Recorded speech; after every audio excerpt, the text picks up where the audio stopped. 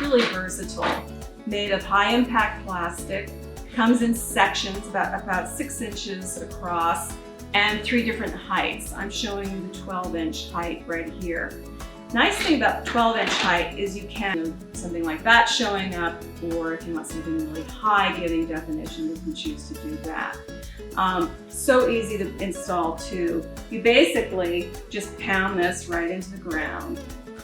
And adding to the many features of this pound and edging is the fact, especially on the 12-inch, if you have any invasives on the other side of the edging, not in your gorgeous flower garden, you can help keep them out by pounding this way down. So your edging goes way down into the ground and helps prevent roots from coming up and moving into your flower bed.